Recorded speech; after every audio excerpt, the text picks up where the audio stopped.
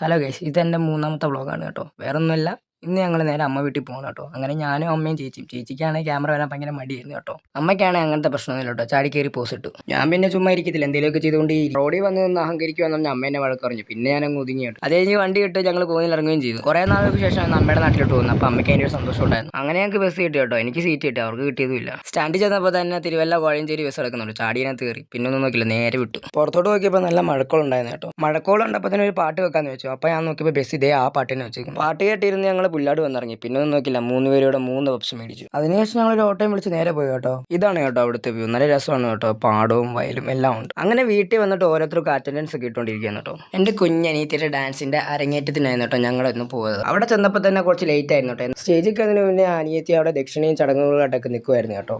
എന്നിട്ട് അനിയത്തിയെ കാണാൻ പോയപ്പോൾ ചിരിച്ചുകൊണ്ട് നിൽക്കുന്നത്, ഒരു പേടിയില്ല, ഒന്നുമില്ല. സ്റ്റേജ് ഫിയർ എന്ന് പറഞ്ഞ സാധനമില്ല. അനൗൺസ്മെന്റ് കഴിഞ്ഞിട്ട് ഫസ്റ്റ് ഡാൻസ് ആയിരുന്നു കേട്ടോ. എനിക്ക് ഒത്തിരി ഇഷ്ടപ്പെട്ടു. പ്രത്യേകിച്ച് ക്ലാസിക്കൽ ഡാൻസിനോട് എനിക്ക് പ്രത്യേക ഇഷ്ടമാണ് കേട്ടോ. ഏജ് വൈസ് ആയിരുന്നു കേട്ടോ ഇവിടുത്തെ ഡാൻസ്. അങ്ങനെ കുഞ്ഞനിയത്തി ഡാൻസ് കളിക്കാൻ കയറി കേട്ടോ. ഭയങ്കര ഭാവനയായിരുന്നു കേട്ടോ. മുഖത്തൊക്കെ കണ്ടോ അതൊക്കെ കണ്ടോ. ഓഹോ. പിന്നെ നേരെ ഇറങ്ങി വെളിയിറങ്ങി വന്ന് കുറച്ചുകൂടെ എന്നിട്ട് നേരെ വീട്ടിൽ പോയി മിച്ചർ എടുത്ത് കഴിച്ചിട്ട് കയറി കിടന്നുറങ്ങി. Okay, by.